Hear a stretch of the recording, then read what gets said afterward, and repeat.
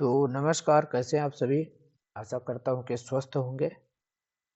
तो सबसे पहले आप सभी को बता दूँ कि श्रमोदय आवासीय विद्यालय का फॉर्म स्टार्ट हो गया है भरना। तो जो भी बच्चे फॉर्म नहीं भरे हैं, वो अवश्य अपना फॉर्म भर लें। लेकिन उससे पहले कुछ इसके लिए महत्वपूर्ण जानकारी है, जो कि आपको फॉर्म भरने से पहले जाननी चाहिए। तो ये वीडियो उस महत्वपूर्ण जानकारी के लिए है, तो आप लोग वीडियो में लास्ट तक बने रहिएगा, जिससे आप सभी फॉर्म भरते समय न तो गलती करें और फॉर्म भरने के बाद भी आप गलती न करें। तो सबसे पहले आपको बता दें कि श्रमोदय आवासीय विद्यालय जो है, वो 6वीं से लेकर 9वीं तक के बच्चे इसके लिए आवेदन कर सकते हैं। 6वीं से लेकर 9वीं तक के, ठीक है? यानी जो 6वीं में एडमिशन लेना चाहते हैं, जो 9वीं में एडमिशन लेना चाहते हैं, उनके लिए बात किया जा रहा है। यानी जो अभी 5वीं पास करेंगे, जो आप अभी 8वीं पास करेंगे, उन तक बच्चों वही बच्चे इसके लिए एलिजिबल होंगे, बाकी बच्चे इसके लिए एलिजिबल नहीं होंगे। तो अब आपको थोड़ा-सा इसके बारे में जानकारी दे दिया जाए कि आवासीय विद्यालय होता क्या है और श्रमोदय आवासीय विद्यालय क्या है। तो श्रमोदय का मतलब है कि श्रमिक के बच्चे, ठीक ना? जो श्रमिक होते हैं, तो उनके बच्चे पढ़ते हैं कहाँ पर? एक आवासीय विद्यालय होता है। आवासीय विद्यालय का मतलब वहाँ रहने खाने के लिए हर चीज़ का व्यवस्था रहता है उस विद्यालय में। जैसे आप सभी के गाँव में स्कूल होता है, तो वहाँ पर बच्चे हमारे घर से जाते हैं पढ़ने और वो पढ़ कर के आ जाते हैं। वहाँ रुकने का व्यवस्था नहीं होता। लेकिन श्रमोदय विद्यालय में, जो आवासीय विद्यालय है, वहाँ पर बच्चे जाएँगे, पढ़ेंगे और वहीं पर रहेंगे भी। उनके लिए आवास का भी व्यवस्था रहता है। तो अब बात होगा कि भाई श्रमोदय आवासीय विद्यालय कहाँ-कहाँ पर है? तो ये आपके 4 शहर हैं मध्य प्रदेश में, भोपाल, इंदौर, ग्वालियर और जबलपुर। तो यहाँ पर इसका आवासीय विद्यालय है और यहाँ पर आपके पूरे मध्य प्रदेश के जो बच्चे सेलेक्ट होते हैं, अलग-अलग संभाग के बच्चे अलग-अलग शहर में जाते हैं। जैसे 3-4 आपके संभाग के बच्चे इसमें चले जाएँगे, 3-4 इसमें चले जाएँगे, 3-4 इसमें चले जाएँगे, 3-4 इसमें चले जाएँगे लगभग। मतलब 2, 3, 4 ऐसे संभाग के बच्चे चले जाते हैं लगभग, ठीक है?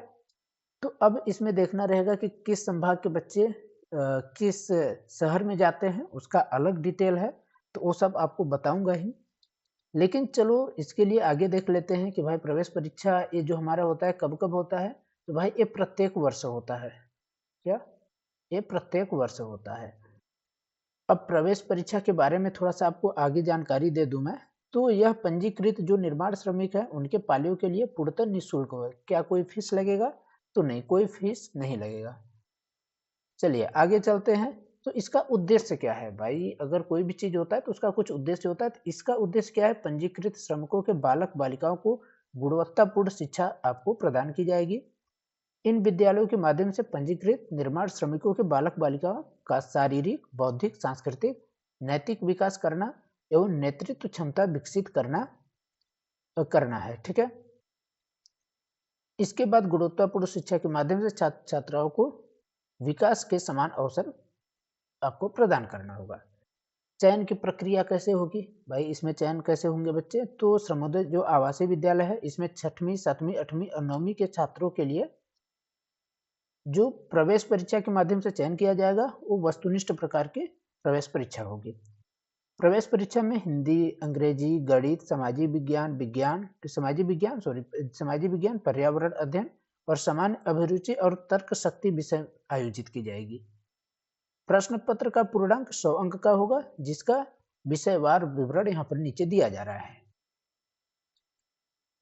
तो हमने बताया कि पहले हमारा हिंदी रहेगा, फिर इंग्लिश रहेगा, फिर गणित है, फिर समाज विज्ञान यानी पर्यावरण अध्ययन और यहाँ पर आपका विज्ञान भी है, फिर सामान्य अभिरुचि तर्क शक्ति है, यानी हमारे 6 टॉपिक रहेंगे और 6 टॉपिक से ही हमारे क्वेश्चन पूछे जाएंगे और अलग-अलग टॉपिक के अलग-अलग क्वेश्चन रहेंगे और उनकी संख्या भी अलग-अलग है। जैसे देखिए हिंदी में 15 है, अंग्रेजी में 15, गणित में 15, पर्यावरण में 15, विज्ञान में 15, सामान्य अभिरुचि यानी इसको हम लोग रीजनिंग के रूप में भी बोलते हैं, सामान्य अभिरुचि एवं तर्क शक्ति, इसके 25 अंक 25 क्वेश्चन रहेंगे।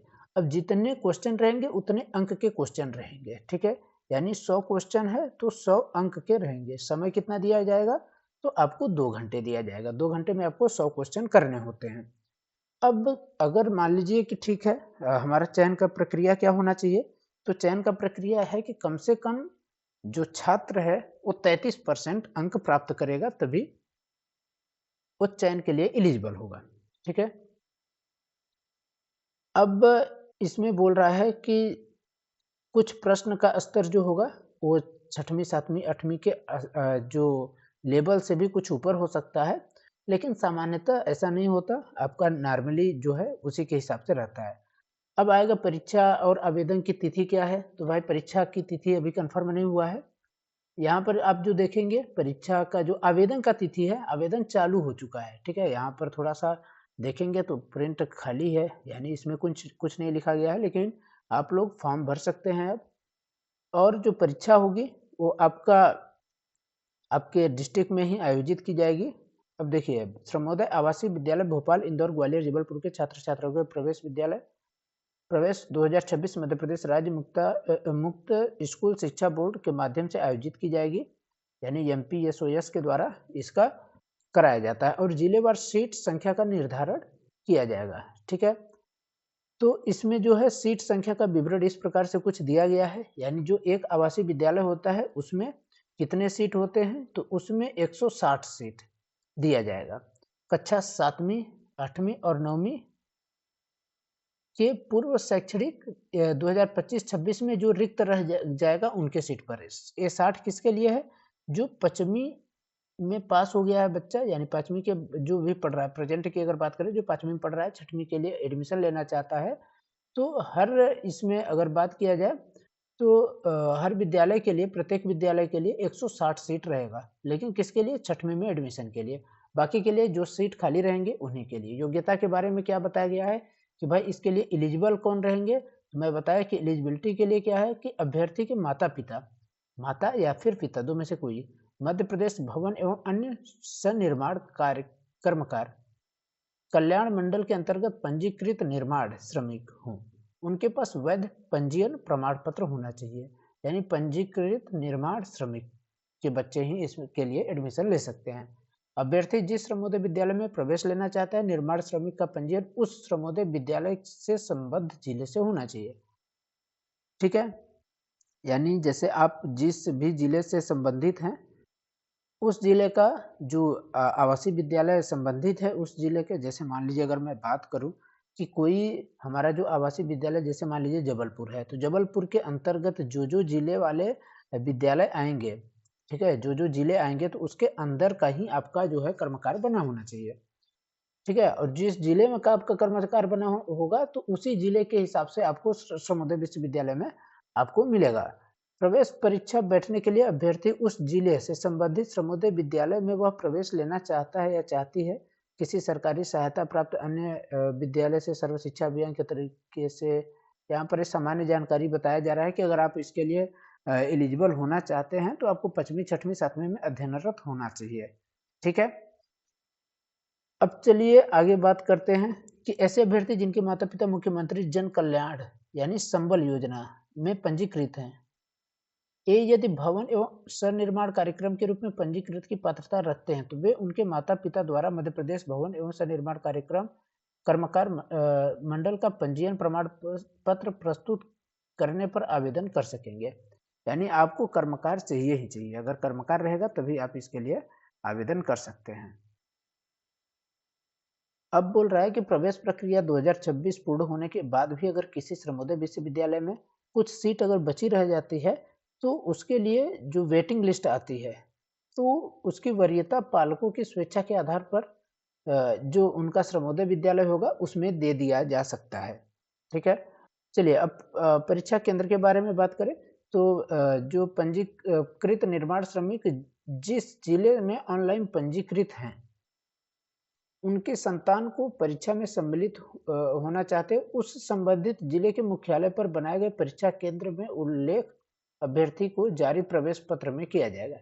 कहने का मतलब ये है कि जिस जिला से आपका पंजीयन श्रमिक का जो निर्माण पंजीयन होता है, अगर वो हुआ है, यानी कर्मकार जिस जिला का बना हुआ है, आपको उसी जिला में जो है प्रवेश पत्र दिया जाएगा, यानी उसी जिला में आपका पेपर होगा। परीक्षा की भाषा में बात करें तो हिंदी और अंग्रेजी दोनों भाषा में होगा। आयु के बारे में यहाँ पर बात करें कि कौन से अभ्यर्थी कितने साल के लिए एलिजिबल हैं, तो जो 6वीं में के लिए जो फॉर्म भरेंगे वो आपके 1/4/2013 से लेकर के 31/3/2016 के बाद का नहीं होना चाहिए, यानी इससे पहले के नहीं होना चाहिए और इसके बाद के नहीं होना चाहिए। तो यहाँ पर आप वीडियो रोक करके 6वीं, 7वीं, 8वीं और 9वीं का आप लोग देख लीजिएगा, ठीक है। इसके बाद देख लेते हैं आगे, निःशुल्क एवं अनिवार्य बाल शिक्षा का अधिकार अधिनियम 2009 के अंतर्गत विशेष परिस्थिति में आयु सीमा में छूट दिए जाने पर विचार किया जा सकता है, जरूरी नहीं है कि विचार ही हो। अब आता है कि उत्तर हमको कैसे करना है, तो उत्तर आपको ओएमआर शीट मिलेगा, उसमें 4 गोले रहेंगे और उसमें से जो सही लगेगा उसको आपको भरना होता है, बढ़िया से फिल करना होगा, इस तरीके से आपको फिल करना होगा, जो भी सही होगा। अगर आप एक से अधिक फिल कर दिए तो फिर गलत माना जाएगा और गलत विकल्प अगर आप चुनते हैं तो ऋणात्मक मूल्य इसमें नहीं है, यानी माइनस मार्किंग नहीं है, ठीक है। गलत विकल्प आप चुनेंगे तो वो क्वेश्चन का आंसर गलत हो जाएगा, ये नहीं कि आपको निगेटिव मार्किंग मिले, ठीक है।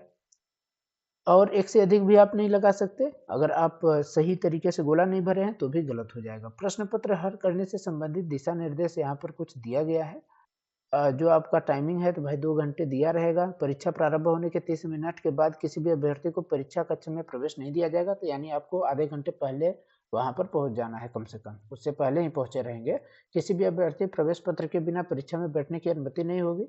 इसके बाद आते हैं श्रमोदय आवासीय प्रवेश परीक्षा के लिए आवेदन की प्रक्रिया क्या है। तो आवेदन की प्रक्रिया के लिए आपको इसकी ऑफिशियल वेबसाइट पर जाना होगा www.mponline.gov.in पर, और इसके बाद ऑनलाइन फॉर्म आपको जो दिया गया है उसको भरना है। ऑनलाइन फॉर्म भरने के लिए पंजीकृत श्रमिक निर्माण के पुत्र या पुत्रियां ही इसके लिए एलिजिबल होंगे, और श्रमोदय आवासीय विद्यालय में प्रवेश परीक्षा के लिए आवेदक को सर्वप्रथम वेबसाइट पर जाकर श्रमोदय आवासीय विद्यालय प्रवेश परीक्षा 2026 पर आपको क्लिक करना होगा। इसके बाद क्या करना है कि ऑनलाइन आवेदक द्वारा एक ही बार किया जाएगा।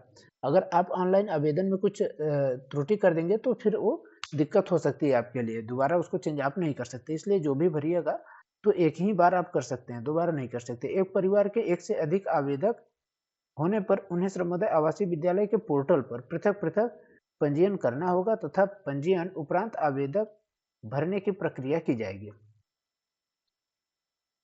इसके बाद बताया जा रहा है कि आवेदन किए जाने के उपरांत आवेदक को पोर्टल से ही किए गए आवेदन की फोटो युक्त रसीद आपको प्राप्त हो जाएगी जब आप पूरा आवेदन कर देंगे। ऑनलाइन आवेदन के समस्त प्रविष्टियां ध्यानपूर्वक की जाए। आवेदन ऑनलाइन किए जाने या भरे जाने या जमा किए जाने के बाद उसमें कोई भी संशोधन नहीं किया जाएगा। तो बात हो जाए कि क्या भाई ये आवेदन के लिए कुछ फीस भी लगेगा क्या? तो नहीं, ये निःशुल्क है बिल्कुल, ठीक है। इसके लिए कोई फीस नहीं लगेगा। अब प्रवेश पत्र कैसे आप डाउनलोड करेंगे? तो जब आपका जो पेपर रहेगा ना, तो पेपर के साथ अंतिम तिथि जब रहेगा, यानी ऑनलाइन आवेदन प्रस्तुत किए जाने के अंतिम तिथि के 7 दिन के बाद प्रवेश पत्र मध्य प्रदेश एमपीएसओएस का जो ऑफिशियल वेबसाइट है वहां से आप डाउनलोड कर सकते हैं। जैसे ऑनलाइन आवेदन भरने का जो भी लास्ट तिथि होगा उसके 7 दिन बाद, हालांकि उसके बारे में आपको जानकारी दिया जाएगा। श्रमोदय आवासीय विद्यालय में संलग्न जिले कौन कौन से, किस आवासीय विद्यालय में कौन सा जिला संबंधित है, उसके बारे में भी आप लोगों को होगा कि भाई हम जान ले तब तो ठीक रहेगा। तो यहाँ पर कुछ दिया गया है कि भोपाल, आप लोग संभाग ध्यान रखें, जिस संभाग में आते होंगे तो मालूम हो जाएगा। भोपाल में आपका भोपाल संभाग, होशंगाबाद और सागर संभाग है। सागर संभाग के सभी लोग इसमें आएंगे, ठीक है। इसके बाद इंदौर में दो संभाग इसमें है। एक आपका इंदौर में आ जाता है उज्जैन और दूसरा आ जाता है इंदौर, ठीक है। कौन कौन सा? उज्जैन और इंदौर, ठीक है, इंदौर में। इसके बाद देखते हैं अगर, तो ग्वालियर में आ जाते हैं, तो ग्वालियर में हमारा दिया गया है ग्वालियर और चंबल। इसके बाद देख लेते हैं ग्वालियर और चंबल के बाद देखते हैं तो जबलपुर में हमारा जो संभाग लगेगा वो जबलपुर लगेगा, रीवा लगेगा और आपका शहडोल लगेगा। तो ये आपके पूरे संभाग के हिसाब से बताया गया है कि इस संभाग के बच्चे इस आवासीय विद्यालय में एडमिशन लेने के लिए एलिजिबल रहेंगे, ठीक है। तो आप किस जिले से आते हैं कमेंट करके आप जरूर बताएं। और चयन तथा प्रवेश संबंधी महत्वपूर्ण यहाँ पर कुछ दिशा निर्देश दिया जा रहा है। कि आपका चयन या प्रवेश कैसे होगा, तो आप लोग जब पेपर दे देंगे उसके बाद ही आपका जो चयन होगा वो किया जाएगा। और चयन के लिए क्या है कि आपको तो पहले बात परीक्षा में पास होना पड़ेगा। पास होने के बाद आपका जब उसमें नाम आएगा या वेटिंग लिस्ट रहेगी, अगर नाम आ जाता है तो उसके बाद आपको अपने विद्यालय से क्या करना होगा कि टीसी ले जा करके उस विद्यालय में जमा करना होगा। तो ये सब प्रक्रिया तो आपको बाद में करना है, ठीक है? लेकिन उससे पहले आपको तैयारी करनी होगी, ठीक है? इसके बाद प्रवेश परीक्षा में चयनित अभ्यर्थी और अभिभावक को प्रवेश के समय निम्नलिखित प्रमाण पत्र आपको प्रस्तुत करना होगा। ये नहीं कि आप फॉर्म भर दिए, पेपर दे लिए और आपके पास डॉक्यूमेंट ना हो, नहीं तो आपको डॉक्यूमेंट चाहिए। डॉक्यूमेंट क्या-क्या आपका क्लियर रहना चाहिए? तो सबसे पहले तो ये है कि आपके पास पहचान पत्र जैसे Aadhaar card, voter card, BPL card, ration card, bank passbook ये सब होना चाहिए। निर्माण श्रमिक का अद्यतन वैध कर्मकार कार्ड, इसके बाद निवास प्रमाण पत्र, जन्म प्रमाण पत्र अभ्यर्थी का, पूर्व विद्यालय से प्राप्त स्थानांतरण यानी टीसी, अभ्यर्थी अभिभावक का आधार कार्ड, अंतिम परीक्षा कक्षा की अंक सूची, परिवार का आय प्रमाण पत्र, समग्र आईडी, जाति प्रमाण पत्र जिसके लिए आवश्यक है वही, और अभ्यर्थी अभिभावक के पासपोर्ट आकार की 6 फोटो, अभ्यर्थी का शासकीय विद्यालय द्वारा जारी चिकित्सा का प्रमाण पत्र। तो ये सब आपको डॉक्यूमेंट चाहिए होंगे, ये सब डॉक्यूमेंट आपको क्लियर करने पड़ेंगे। इसके बाद आरक्षण के बारे में यहाँ पर देखेंगे तो जिलेवार आवंटित सीट के हिसाब से जो समय-समय पर इसमें आरक्षण नियमों का पालन किया जाएगा। इसके बाद अनुचित साधन की परीक्षा में आप लोगों को क्या-क्या चीज़ नहीं करना है, तो यहाँ पर उसके बारे में जानकारी दिया गया है कि भाई कैलकुलेटर या डिजिटल डिवाइस किसी भी तरीके से आपको यूज़ नहीं करना है, नहीं तो आप परीक्षा से वंचित हो सकते हैं। तो भाई ये तो पूरा डिटेल रहा आपका कि कर्मकार वाले जो भी रहेंगे, जो भी व्यक्ति वही एलिजिबल हैं इसके लिए, नहीं तो बाकी कोई एलिजिबल नहीं है। तो कर्मकार आपके पास सबसे ज़रूरी चीज़ है कि जीवित कर्मकार होना चाहिए आपका, ठीक है ना? तो ये रहा आपका श्रमोदय आवासीय विद्यालय से संबंधित कुछ जानकारी। आशा करता हूँ कि आप सभी को जानकारी समझ में आ गई होगी। आप लोग कमेंट करके बता सकते हैं कि भाई आप किस जिले से हैं और आपको कौन-सा आवासीय विद्यालय मिल सकता है।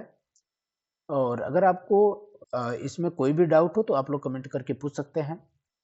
साथ ही आपको इसमें जो फॉर्म भरने का लिंक है वो मैं डिस्क्रिप्शन में दे दूँगा। आप लोग फॉर्म भरने का लिंक पर जा कर के वहाँ से फॉर्म भरने का वीडियो देख कर के फॉर्म भर सकते हैं। ठीक है, धन्यवाद।